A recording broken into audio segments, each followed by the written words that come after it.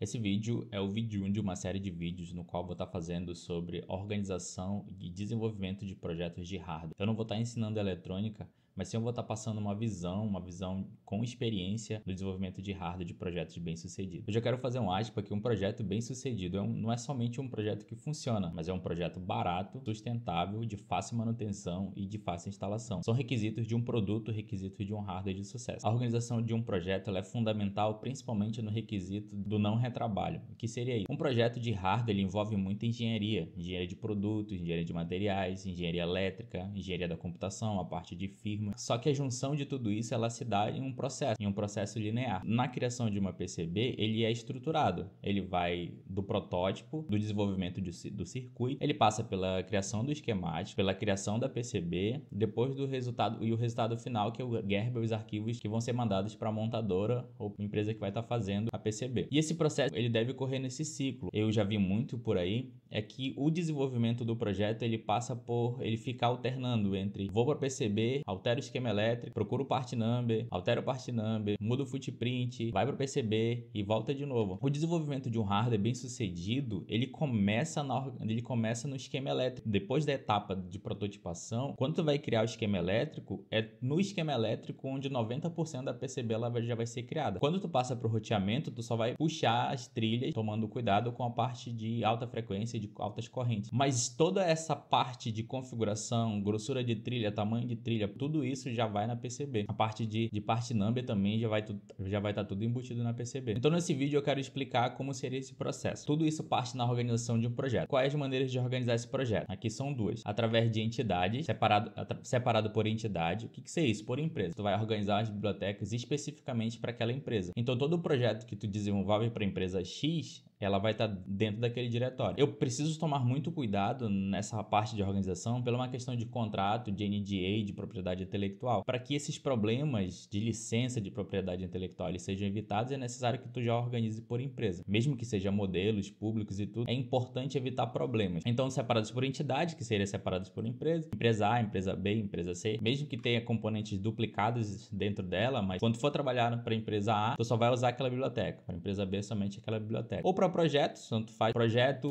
para monitoramento cardíaco, tudo que envolve componentes, datasheets, pesquisas, tudo que for levantado, testes, simulações, tudo aquilo que for levantado para aquele projeto, também tu coloca dentro de um diretório de uma parte. E como se deve fazer essa organização? Ela deve ser de forma linear. O que seria isso? Como eu falei, o projeto ele deve seguir um fluxo, ele vai do ponto A ao ponto B e dificilmente eu volto para o ponto A. Sabemos que isso não é possível e a gente tem que evitar ao máximo. Por exemplo, a gente começa pelo esquema elétrico. No esquema elétrico, eu já tenho que definir as regras. O que seria? Grossura de trilha, quanto de corrente vai passar, todos esses cálculos eu já posso estar fazendo na parte de regras. Eu já posso definir a espessura da trilha. Eu já decido também o part number. O que seria o part number? O componente que eu vou estar utilizando. Por exemplo, vou utilizar um capacitor eletrolítico cerâmico da Morata. Então eu já faço toda essa pesquisa de mercado e eu já pego o part number, o código de fabricante, o código de montagem. A mesma coisa o footprint.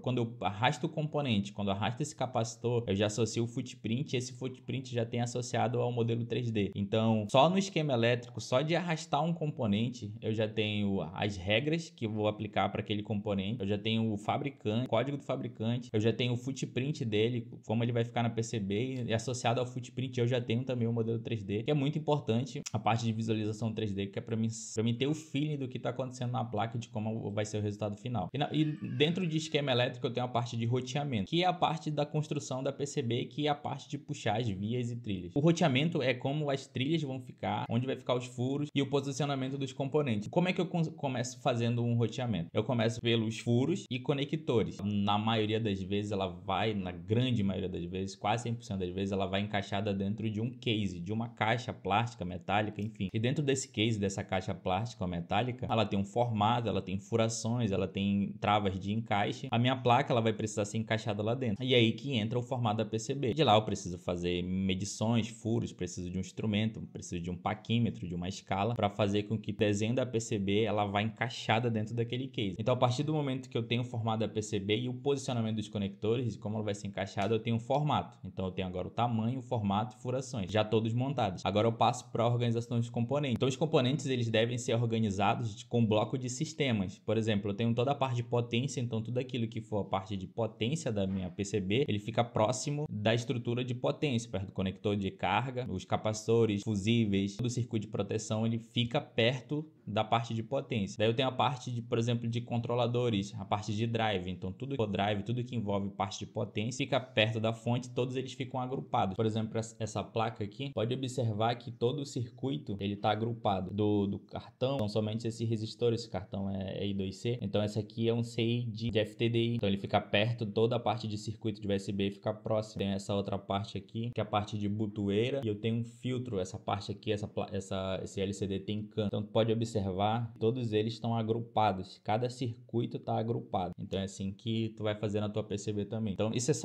tô só falando por alto. Então depois disso tu vai gerar o arquivo de montagem e fabricação, que é o que? Que são os gerbes, os furos, vias e o posicionamento dos componentes. O gerber também nesse mesmo processo é gerado arquivo de furação e o arquivo de posicionamento se tu for fazer montagem automática, que é usando máquinas de pick and place. E finalmente eu tenho a parte de versionamento. O que seria isso? Todo o processo que eu vou estar construindo, tô organizando a parte de potência. Eu terminei, eu vou e versiono, eu faço isso através do Git e eu salvo isso através do GitHub. O Git é para versionamento de texto, de código, mas ele funciona para arquivo. Eu não vou estar conseguindo ver essencialmente a diferença. O valor mesmo que o Git vai entregar para a parte de versionar minhas placas vai ser a possibilidade de eu estar pulando entre branches, por exemplo. Para toda nova etapa do meu projeto, eu crio uma branch. A partir do momento que eu termino, eu fecho essa branch e de lá vou construindo branches e outras branches. Então eu posso estar voltando no tempo para verificar o que foi feito, ou que mudou de agora, de hoje, por exemplo, para anteontem ou um dia anterior. Então é uma possibilidade que dá para fazer com o Git. A parte de